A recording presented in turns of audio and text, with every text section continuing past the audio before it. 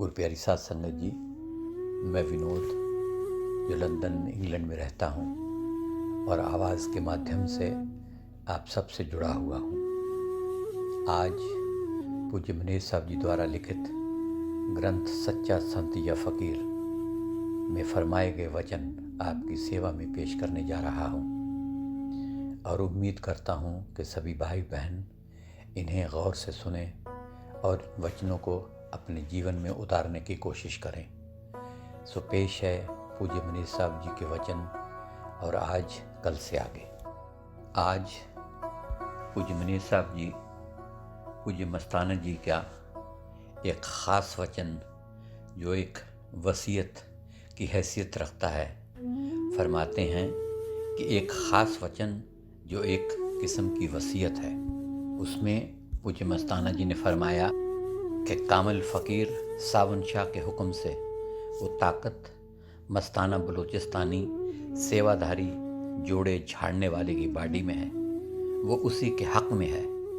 यह रूहानी ताकत प्योंद का नमूना है। प्योंद ना लगे तो यह ताकत आती नहीं। सेंट पॉल जी फरमाते हैं कि मैं जिਉਂਦਾ ਹਾਂ ਹੁਣ, मैं नहीं, मेरे अंदर मसीह बस रहा है।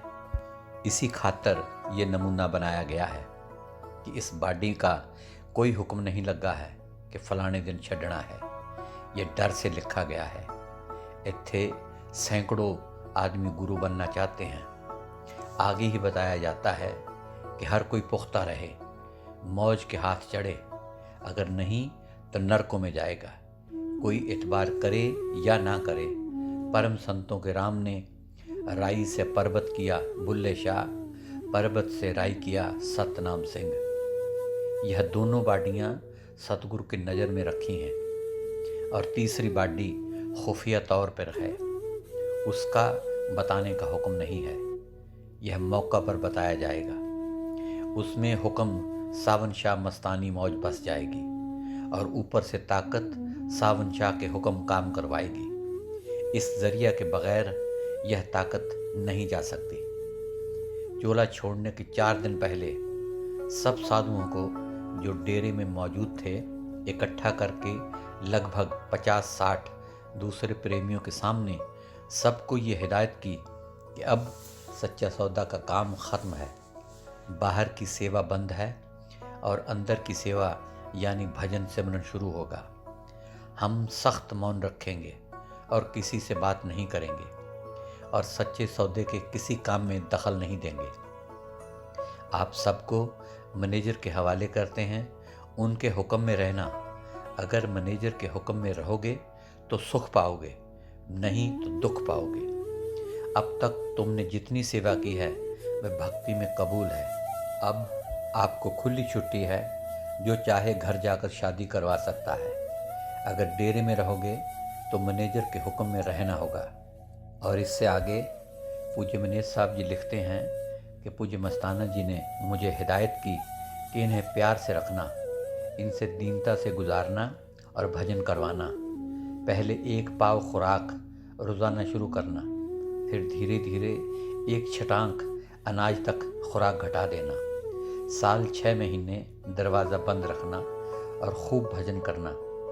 इसके बाद सब साधुओं की ड्यूटियाँ लगा दी गई और हिदायत की कि वे दोपहर तक अपना काम करें, फिर खाना खाकर लेट जाएं और रात को सारी रात जागकर जिंदाराम की भक्ति करें। इससे आगे पूज्य मनीष साहब जी फरमाते हैं कि पूज्य मस्ताना जी 18 अप्रैल 1960 को अपना कीमती चोला बदल गए।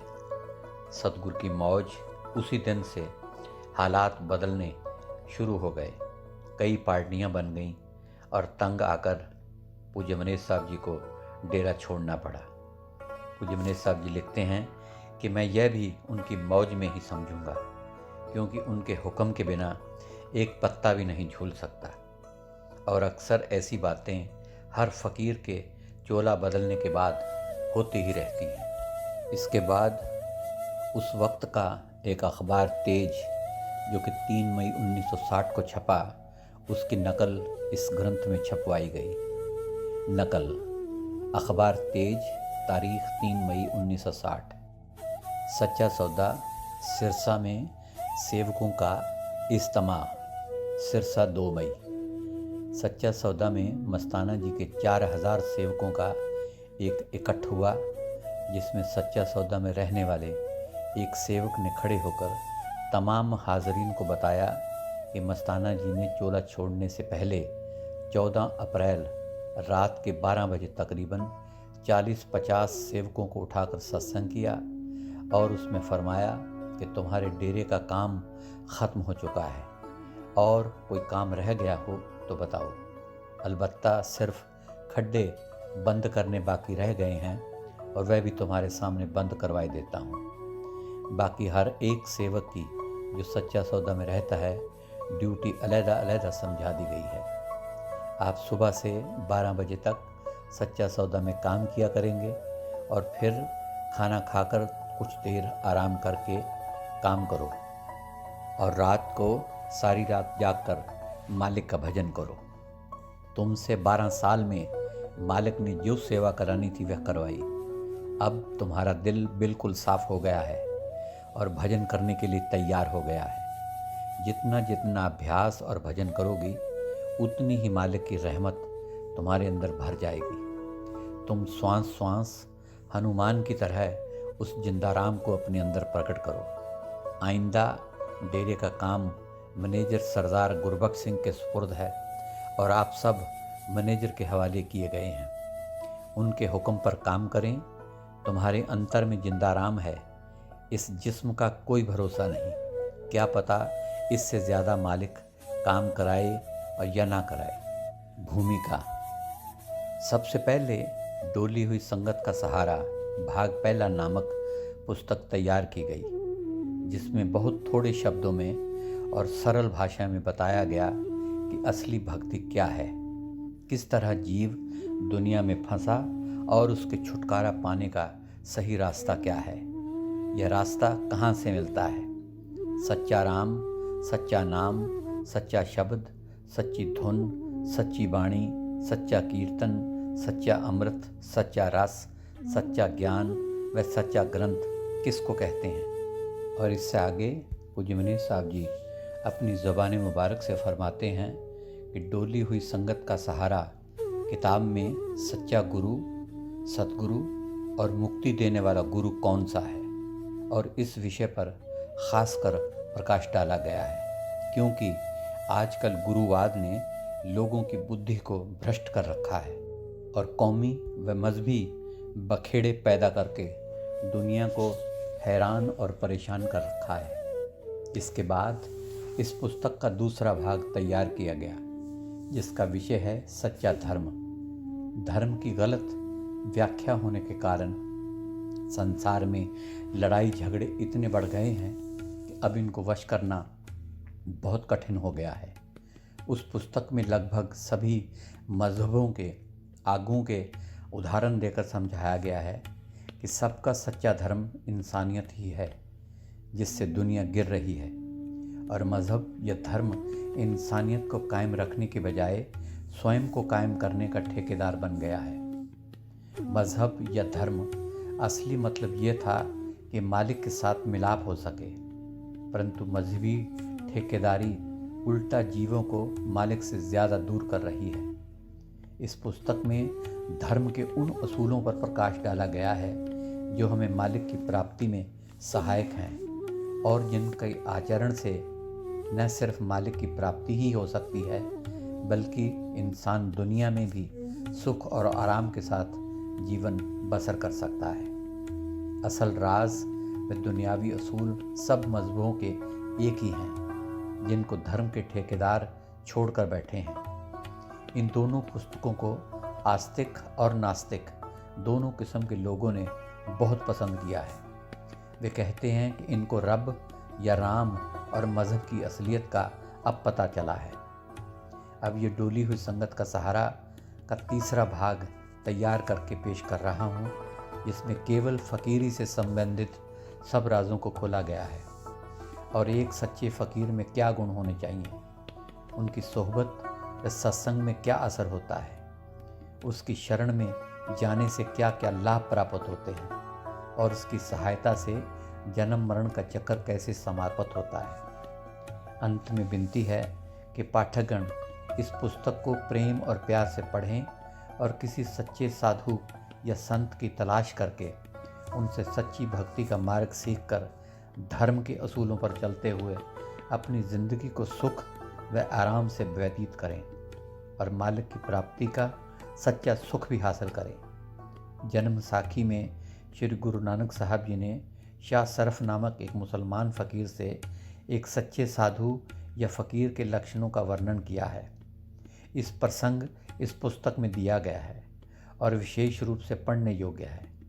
इससे हमें एक सच्चे फ़कीर की खोज करने में मदद भी मिल सकती है। सच्चा संत या फ़कीर। बाहर वाले भेखधारी संत देखे, अब मालिक की तरफ से बख्शे हुए किसी संत की भी तलाश कर जो तुझको भी बख्शवा दे।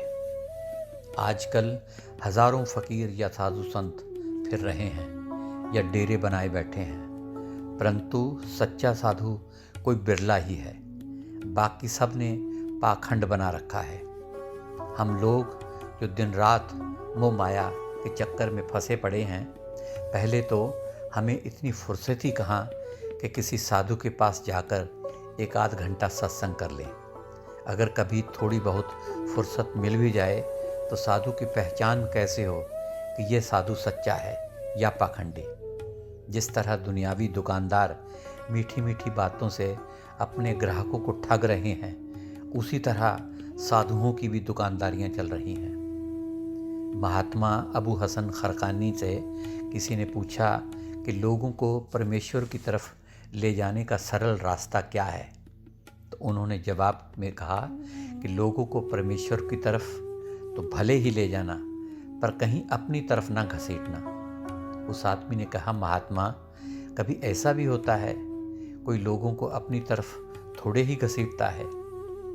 तो महात्मा अबू हसन ने फरमाया कि परमेश्वर के नाम पर लोगों को अपनी तरफ घसीटने वाले धर्मद्रोही बहुत हैं, इसलिए मैंने ऐसा कहा है। इसी तरह एक बार एक आदमी अब उनकी सेवा में हाजिर हुआ और अपने पहनने के लिए कफनी मांगी।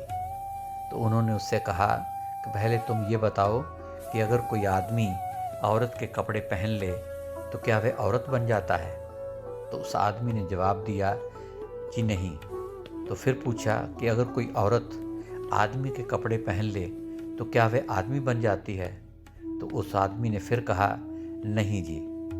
तो फिर उस फ़कीर ने फरमाया कि फ़कीरों की कफनी पहनकर तू फ़कीर कैसे बन सकता है?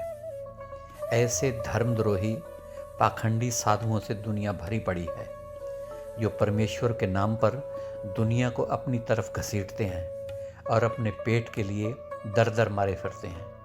उन्होंने फ़कीरी के नाम को ही बदनाम कर रखा है। एक बार कोई व्यक्ति किसी झूठे साधु से धोखा खा जाता है तो फिर उसे सच्चे साधु पर भी प्रतीति नहीं आती। उसका खेदजनक अनुभव उसे अत्यंत शक्की और सतर्क बना देता है। भगत परमानंद जी ऐसे साधुओं को डाकू समझते हुए फरमाते हैं कि वे पाखंडी डाकू पराया घर लूट लूट कर पेट भर रहे हैं। जिन कर्मों के करने से परलोक में अपकीर्ति मिलती है, वे वही कर्म कर रहे हैं। उनके मन में हिंसा नहीं छूटी, वे जीवों पर दया नहीं पालते और साथ संगत से मिलकर पवित्र कथा नहीं कमाते।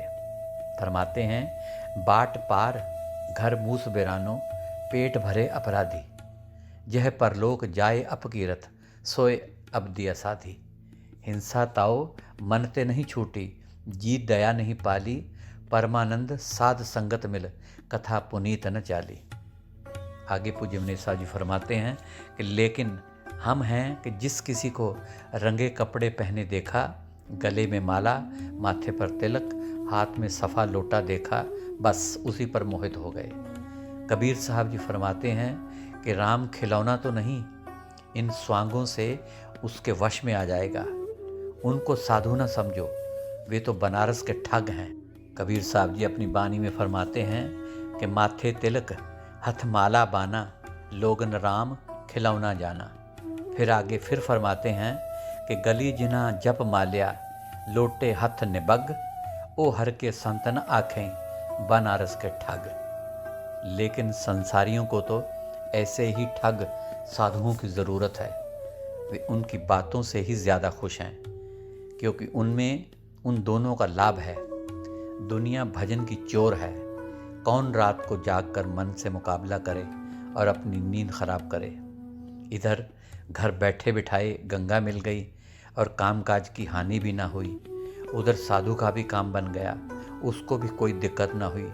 2-4 ज्ञान की बातें सुनाई और अच्छे अच्छे मन भाते भोजन खाने को मिल गए। पूज्य मनीष साहब जी आगे फरमाते हैं कि सच तो ये है कि साधु या दरवेश बनना बहुत कठिन है। जो लोग किसी खास भेष के कायल हैं, भक्त, कवि, गायक, ज्ञानी अथवा विद्वानों के रूप में शाहूकार के पास जाते हैं, या ऐसे मंदिरों या धर्म स्थानों में जो मायाधारियों के अड्डे बन चुके हैं या ठहरते हैं, या फिर स्त्रियों में अपने डेरे जमाए रखते हैं और कई किस्म के चंदे या फंड इकट्ठा करते हैं, वे साधु नहीं हैं। उनका जीवन धिक्कारमय है। इससे आगे पूज्य मनीष साहब जी तीसरी पातशाही श्री गुरु अमरदास जी की वाणी का हवाला देते हुए फरमाते हैं कि दरवेशी को जान सी बिरला को दरवेश, जे कर कर हंडे मंगदा तिर्ग जीवन त्रिगवेश। हंसी खेल हराम है जो जन राते राम, माया मंदिर स्त्री साधु का नहीं काम। फिर फरमाते हैं कि वास्तव में ऐसे साधुओं के खुदा या पीर, गुरु या दाता वे लोग हैं जो इनको चंदे या फंड देते हैं, या इनके लिए मंदिर या मठ बनवा कर देते हैं और खिलाते पिलाते हैं। ऐसे साधु दुनियादारों के मोहताज बने रहते हैं और उनके हाथों में बिके रहते हैं। ध्यान से समझने की बात है कि जिस साधु ने पाव भर आटे के लिए भी मालिक पर भरोसा न किया, जो एक रोटी के टुकड़े के लिए दुनियादारों का मोहताज बना रहा, उससे किसी दूसरे का भला क्या उम्मीद हो सकती है। ऐसे साधुओं की संगत द्वारा मालिक से मिलने की उम्मीद रखना निरी मूर्खता है। ऐसे साधु स्वयं नरकों के अधिकारी होते हैं और उनके संगी साथी भी नरकों में धक्के खाते हैं। भेड़ की पूंछ को पकड़कर कभी कोई नदी से पार नहीं हुआ। भाई गुरदास जी फरमाते हैं, आप डुबेंदे बामणा जजमान भी गाले, पेड़ पूछल लगिए नित सहसा जिए। इससे आगे कबीर साहब जी भी इसी तरह फरमाते हैं कि साधु कहलाना तो बहुत आसान है, परंतु अपने आप को साध कर साधु बनना बहुत कठिन है। यह जीवित मरने का सवाल है और खांडे की धार पर चलने जैसा है। आगे फरमाते हैं कि साध कहावन कठिन है, ज्यों खांडे की धार, डगमगबागे तो गिर नहीं निश्चर उतरे पार। फिर आगे पूज्य मनीष साहब जी फरमाते हैं कि ऐसा साधु कोई विरला ही मिलता है। फिर फरमाते हैं कि सब वन तो चंदन नहीं, सूरा के दल नाही, सब समुद्र मोती नहीं, यूं साधु जग माही। स्वांगी सब संसार है, साधु समझ भय पार, अलर पक्षी कोई एक है, पक्षी कोट हजार। इसलिए फरीद साहब जी फरमाते हैं कि सच्चे साधु की तलाश कर जिसकी मालिक तक पहुँच हो, जिसको मालिक ने बख्श कर गले लगा लिया हो और जो तुझे भी बख्शवा सके। तो फरीद साहब अपनी वाणी में यूं फरमाते हैं कि उठ फरीदा सुत्या, तू दुनिया पालन जा, ये कोई बख्शिया मिले तू भी बख्शिया जा। इससे आगे पूज्य मनीष साहब जी साधु और भेष के बारे में बतलाते हैं कि एक सच्चा साधु सब में मालिक को देखता है और किसी भी तरह की शरा यानी कि कर्मकांड या भेक के बंधन में फंसकर अपने आप को किसी छोटे दायरे में कैद नहीं करता। छोटे छोटे दायरों में रहने वाले भेकदारी और शरई लोग द्वैत भाव में रहते हैं और आपस में लड़ते झगड़ते रहते हैं। ऐसी हालत में मालिक उनके पास कहाँ आ सकता है और वे मालिक के प्यारे कब बन सकते हैं। इसी बात को लेकर कबीर साहब जी फरमाते हैं कि ऐसे भेषधारी साधुओं के पास जाने से अमी फल मिलने की बजाय उल्टे कांटे ही मिलते हैं। अर्थात उनका संग करने से इंसान के अंतर द्वैत भाव पैदा होता है और बजाय मालिक के नज़दीक जाने के उल्टा दूर होता जाता है। फरमाते हैं, भेक साध बहु अंतरा, जैसे आम बबूल, बाकी डाली अमी फल, बाकी डाली सोल।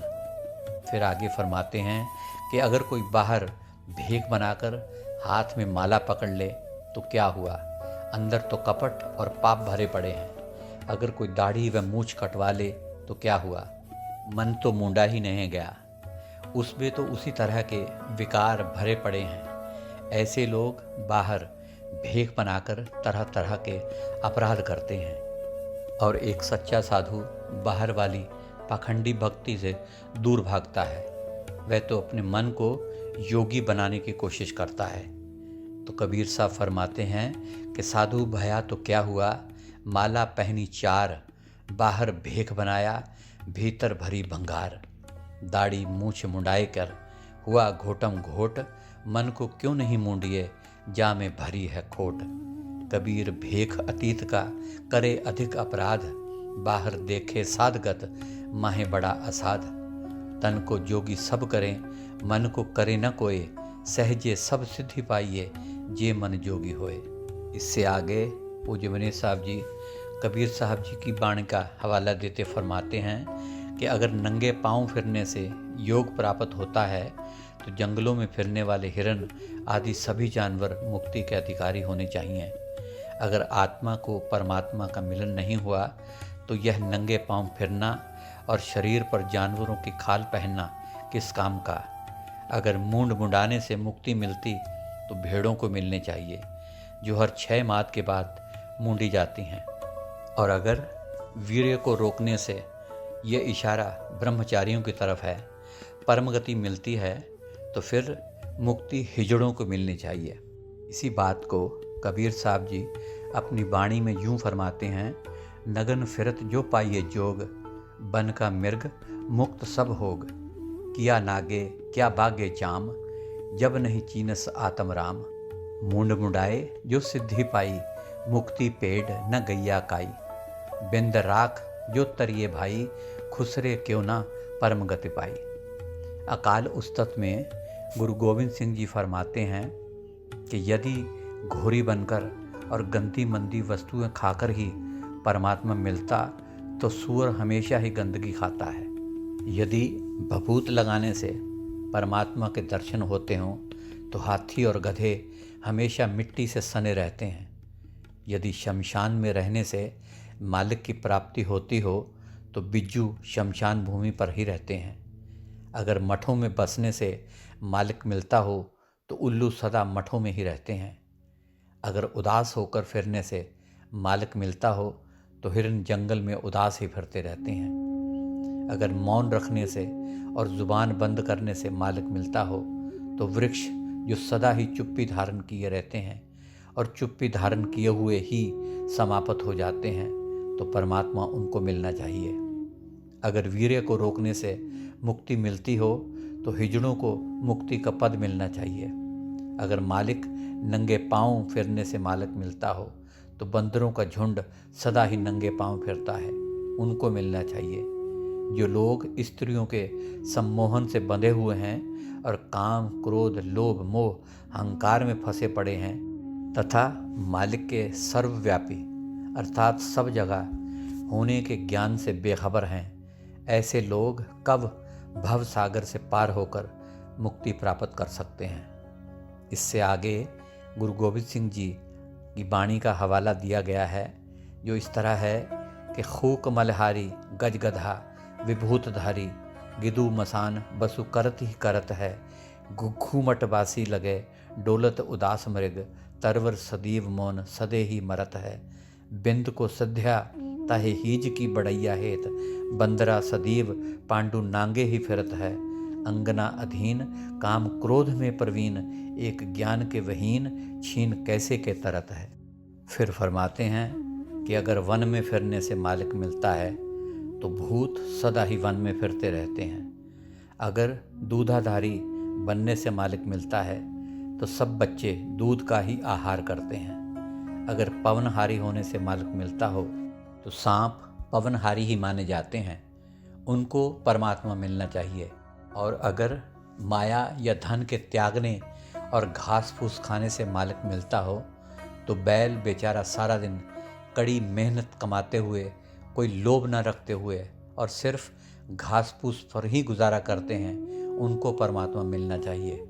और अगर रिद्धियों सिद्धियों के रखने वालों उनके बल से आकाश में उड़ जाते हैं, मालिक मिलता तो पंछी हमेशा ही आकाश में उड़ते रहते हैं। अगर आंखें बंद करके बैठने से मालिक मिलता हो तो बगुला, बिल्ला व भेड़िया शिकार करते वक्त आंखें बंद करके ध्यानी बन जाते हैं, तो उनको परमात्मा मिलना चाहिए। जितने बड़े बड़े सच्चे ज्ञानी और महात्मा हुए हैं, सब ने इन पाखंडियों की असलियत को जाना, परंतु प्रकट न किया और उनका पर्दा न उठाया। परंतु अब हम साफ तौर से कहते हैं कि ऐसे दिखावे के कामों में भूलकर भी मन को न लगाओ, इनसे मालिक नहीं मिलता। इन सभी बातों को श्री गुरु गोविंद सिंह जी ने अपनी वाणी में यूं फरमाया था: भूत बनचारी छित छौना सबे दूधाधारी, पवन के आहारी सुभुजंग जानियत है, तृण के बछैया धन लोभ को तजैया, ते तो गौवन के जैया वृख भैया मानियत है, नभ के उड़ैया ताही पंछी की बड़ैया देत, बगुला बिड़ाल वृख ध्यानी ठानियत है। जेते बड़े ज्ञानी त्यों जानी पे बखानी नाही, ऐसे न प्रपंच मन भूल आनी आता है। इसके बाद श्री गुरु गोविंद सिंह जी अपने विचित्र नाटक में लोगों को हिदायत करते हैं कि ऐ लोगों, ये बात अच्छी तरह समझ लो, जो लोग शरीर पर बनावटी भेग धारते हैं, ऐसे पाखंडियों को मालिक नहीं मिलता। जो लोग पाखंड रचाते हैं, उनको परलोक में मुक्ति नहीं मिलती। इसमें कोई शक नहीं कि दुनिया में उनकी ज़िंदगी के दिन अच्छे गुजर जाते हैं, क्योंकि उनके बाहरमुखी स्वांग को देखकर बड़े बड़े राजा महाराजा भी उन्हें पूजने लग जाते हैं। इन स्वांगों से परमेश्वर नहीं मिलता, चाहे कोई कहीं खोजता फिरे। जिन लोगों ने भी अपने मन को काबू में किया है, उन्होंने ही सच्चे सतगुरु पारब्रह्म को जाना है। गुरु गोविंद सिंह जी विचित्र नाटक में इस तरह अपनी वाणी में फरमाते हैं: जे जे भेख जो तन में धारे, तेरे प्रभु जन कुछ कह न विचारे, समझ लेह सब जन मन माही, डिम्बन में परमेश्वर नाही। जय जय कर्म डिम्ब दिखलाई, तिन परलोकन में गत नाही, जीवत चलत जगत के काजा, स्वांगन देख करत पूजत राजा, स्वांगन में परमेश्वर नाही, खोज फिरे सब ही को काही, अपनो मन कर मैं जह आना, पार ब्रह्म को तने पछाना। इसी बात को पलटू साहब जी अपनी वाणी में फरमाते हैं: भेख बनाए भगत को, नहीं राम से नेह, पलटू परधन हरण को, वैश्या बेचे देह। कि इन पाखंडी भेखधारियों की हालत एक वैश्या के समान है, जो दूसरों का धन लूटने के लिए अपनी देह को बेच डालती है। ऐसे वैश्य रूपी साधुओं के संगियों को क्या प्राप्त हो सकता है। सो गुरु प्यारी साध संगत जी, आज के लिए विश्राम।